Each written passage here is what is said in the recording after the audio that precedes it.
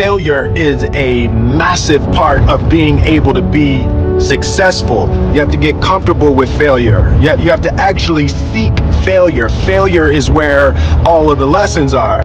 You know, when you go to the gym and you work out, you're actually seeking failure. You want to take your muscles to the point where you get to failure, because that's where the adaptation is. That's where growth is. Successful people fail a lot. They fail a whole lot more than they succeed. They extract the lessons from the failure, and they use that the energy, and they use the wisdom to come around to the next phase of success. Gotta take a shot. You have to live at the edge of your capabilities. You gotta live where you're almost certain you're gonna fail. The reason for practice. Practice is controlled failure. You're getting to your limit, getting to your limit, getting to your limit. You can't lift that. You can't do that. Until you get to the point that all of a sudden your body makes the adjustment, and then you can do it. Failure actually helps you to recognize the areas where you need to evolve.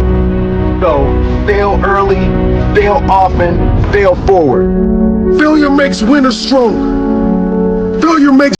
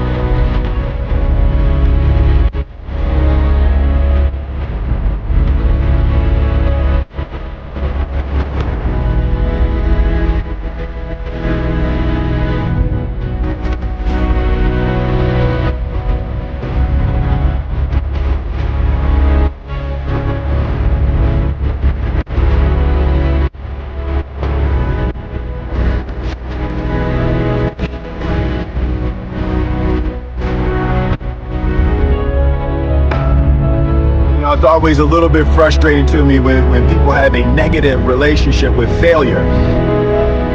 Fail early, fail often, fail forward.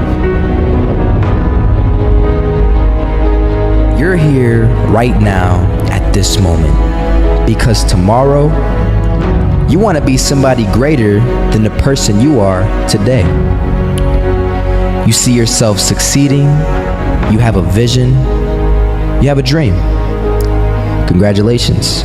You're already 10 steps ahead of 95% of the world.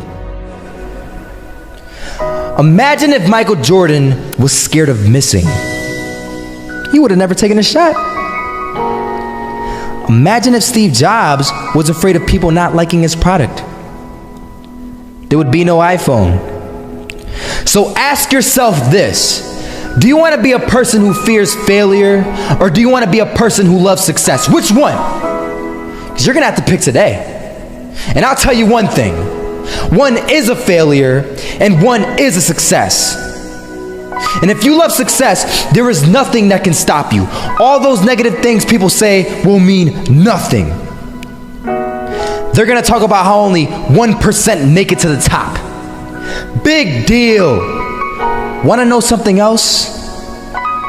Only 1% stick with that fitness program long enough to see results. Only 1% of nerds stick with that video game long enough to get good at it. Only 1% of relationships stick it out to the end. That doesn't mean you have a 1% chance. It just means you can't behave like the 99%. You'll have to do something better than giving up a month from now. Those are just numbers.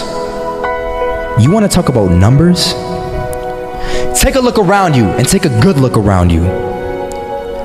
Are you like 99% of the people around you? If you are, then you're in the wrong video, my friend. You have to love success just as much because that's what's going to allow you to get up and go for it. Being scared to fail won't do anything. In fact, when you love success and you start going for it, guess what happens? You're gonna fail. You're gonna fail 10 times, 100 times, maybe even 1,000 times. But that's okay. Failure isn't permanent. Falling isn't permanent. You get right back up and keep going. And this time, you're gonna be stronger, wiser, and you'll be more driven than ever. And for every 10 failures, you'll land one success. You have to love success so much that you're willing to fail 10 times before you can succeed once. That's how a winner does it. I want to explain the biggest myth that most people think leads them to success. And here's the myth. You might believe if you're scared to fail, you won't fail. Lies. Biggest myth ever. And I believed it. You see, I always thought that being scared to fail in life would literally keep me from failing. I would look at the losers around me and I would say, sheesh, I never want to turn out like him. I really believed this train of thought would help me succeed. Until one day, I was walking down the street and I saw an old man. Had a hat, suspenders, and a cane. Was about 80 years old. This old man was barely walking. He could walk, but the cane helped a lot. He was struggling. So anyway, he was walking across the street and he ended up falling. So I went over to go help him. And he gets up, says thank you, and we introduced ourselves. Had a little conversation. Told me his name and I told him mine. His name was Robert, by the way. And right as he walked away, I told him, this is what I said. Robert, you should stay inside where it's safe, my friend. And Robert turns around and says to me, I love walking. And I love walking way more than I'm afraid of falling. So I asked him, well, what about your safety? Don't you want to live? And he told me this. These are the exact words he said. He said this. Solo, living means doing what you love to do. And if I have to fall here and there to do what I want to do in life, then so be it. And he just walked away. Never saw him again. That was it. But that statement really had me thinking, and it had me thinking hard because I learned something that day. That's when I realized the true key to success. You see, I always thought if I could just fear the act of failing, and if I fear it like crazy, I will succeed. Because I thought the fear would magically motivate me to get out there and start taking action. But after that day, I realized something. I realized it's the love for success that will lead me to succeeding. So just imagine if Robert feared falling. Would he even start walking? Of course not. He wouldn't even do what he loved to do. He would sit at home and take no type of action. But he loved walking. Wasn't even scared to fall. It gave him life. That's what allowed him to get up and do it. He loved walking so much, he was willing to fall 10 times a day just to do it. And you have to be the same. So the next time someone tells you, you're gonna fail, you know what you tell them? Tell them they're right. But you're not afraid to fail. You're not afraid to take action. You're not afraid to jump. You're gonna fail 10 times, but you know what? It's cool. Because on the 11th time, you'll succeed. Oh, you'll succeed, all right. And it'll feel good. And while you're over here living the life of your dreams and complete happiness, guess where they're gonna be? That's right. They'll be failures, the real failures. Over there where it's safe, scared to fail. Ironic, isn't it? You know, a lot of people come up to me and they ask me, Marco, what is it that motivates you most? And to answer their question, I reply back with a question. I say, what if I told you that you had 1 week left to live? Would you regret not pursuing your dreams, passions, and desires? Would you regret not living your life to the fullest? Would you regret not spending as much time with your family, friends, or loved ones? You know, Steve Jobs said in a speech one time that he used to wake up every morning, look in the mirror, and ask himself questions like this. And he said that if the answer was yes for too many days in a row, then he knew that he had to change something. And that should go for all of us. If you're living a life that you would not be okay with losing because you weren't able to do things you wanted to do, then now you know that you need to change something. Life is simply too short and unpredictable to not live exactly the way that you please. It is ridiculously unpredictable. It is possible that on any given day to die at any point throughout that day without ever being able to see it coming. You know, when I was 13, I had this teacher who was an absolutely amazing person. I'd known him for several years then, and he had 2 kids, a loving wife. He was a man of God, contributed to the community. He gave us everything that he had, and he would bike to school every single day. I always remember him come to school on his bike, and one morning on his way to school, it was early in the morning, he was crossing an intersection. A reckless driver comes out of nowhere, hits him, he dies on the spot, on the moment of impact. His death taught me so many valuable things in life, and one of them being that it went on to show that no matter how much you don't deserve to die, and no matter how good of a person you are, and no matter what your situation is, no matter anything, it goes to show that death is inevitable and random, and it will eventually consume each and every single one of us, whether it's in 50 years, in 10 years, next year, or even tomorrow. You cannot control it. The people around you cannot control it. As long as you're at the wrong place at the wrong time, your whole life could disappear in the blink of an eye, along with everything you wished you could have done. Whether you're walking down the street, whether you're stepping into the elevator, whether you're walking down the stairs, whether you're just existing. Listen, you'll see people from nowhere die of a heart attack. Gone. No family history, no symptoms, no causes, nothing. It happens, and that's the cruel life that we live in. And it's something that we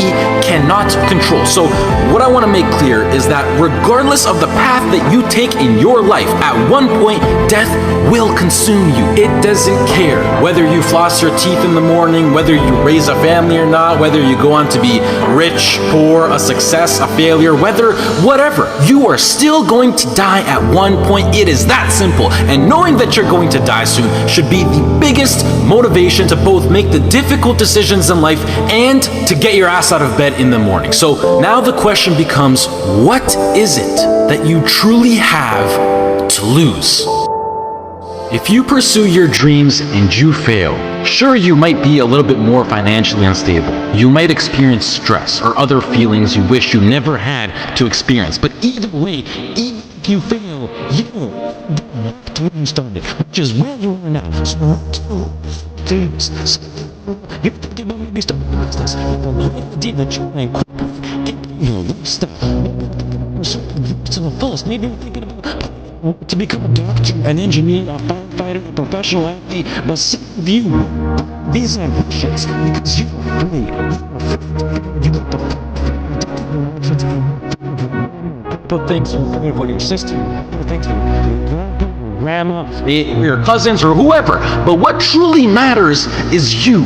You are in possession of a gift. You have a talent, and whatever that talent is, you can make yourself and the people around you a stronger and better place with it. But sometimes the only way to do that is to take a risk. At one point, you have got to take a leap if you want to make that gift that you have become a reality. Otherwise, society will gladly accept you as a 9-to-5 slave working just to pay off your rent and to stay alive and to live for the weekend, which is the absolute worst way to live.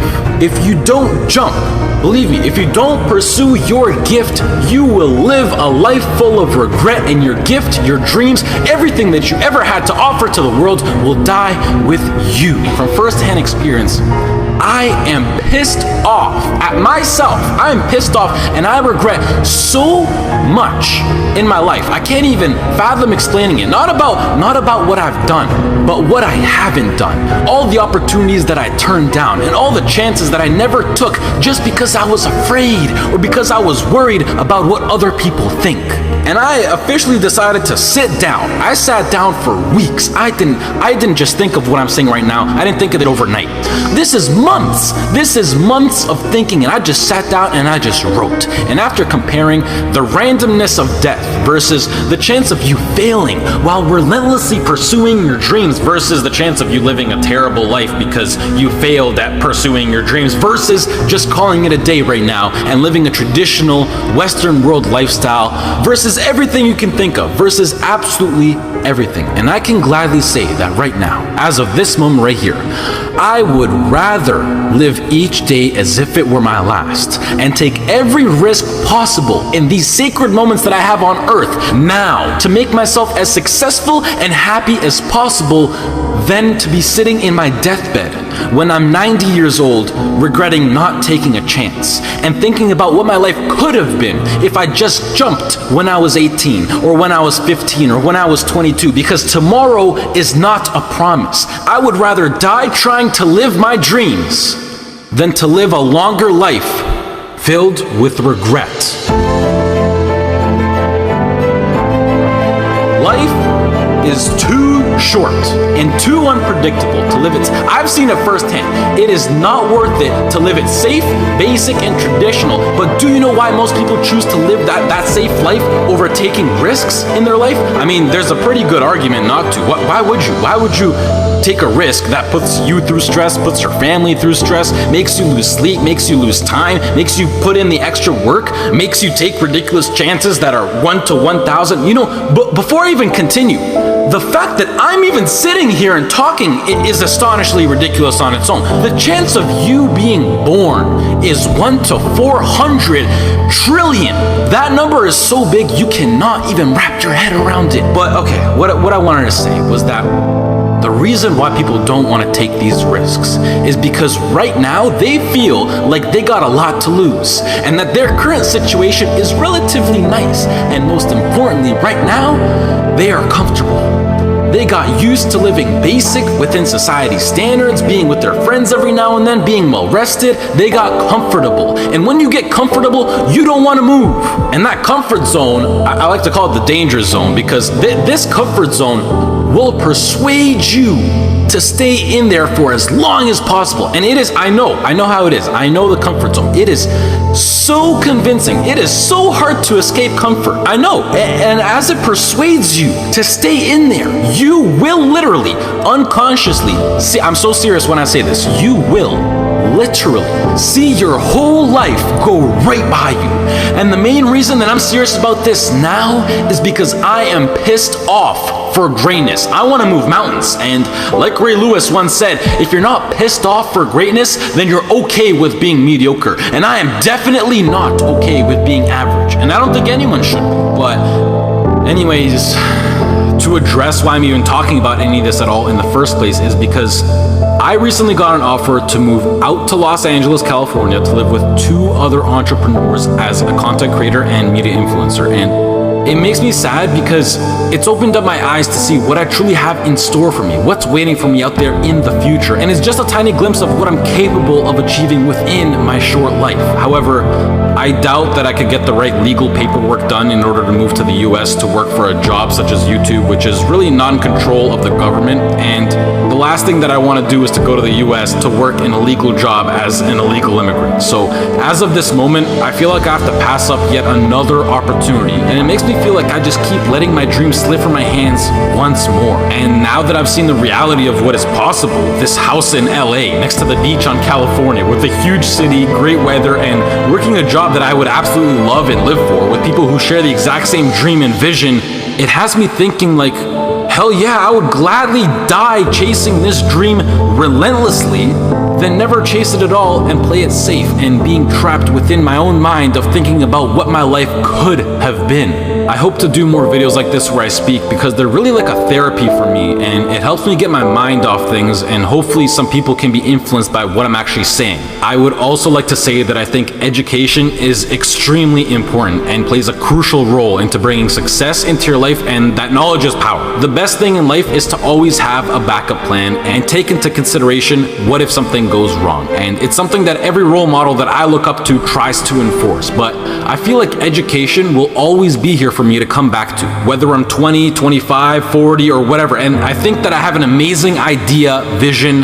passion, and drive now in my peak, and that I'm able to capitalize on, which makes me feel like I'm throwing it away if I don't pursue it. And the biggest response that I've been getting recently is, Marco, what if it fails? Which, I mean, yeah, like, what if it fails? But that's the whole point of taking a chance with things like startup companies or entrepreneurship. It's ridiculously high risk. Like, what if I get hit by a car? What if I lose my wallet? Or better yet, what if this succeeds? You know, it's easy to be negative or to be closed-minded, but I think it's easier to be optimistic and to be open-minded. And please do yourself a favor, which is a separate topic on its own for another time, but try to surround yourself with people who impose and promote positivity and good vibes. You will notice the tremendous effect that it has on your lifestyle. Starting your own business or being self-employed, although preferable, doesn't exactly require any kind of diploma or degree. And I think that with a proper business plan and with the drive that people like you who are watching this video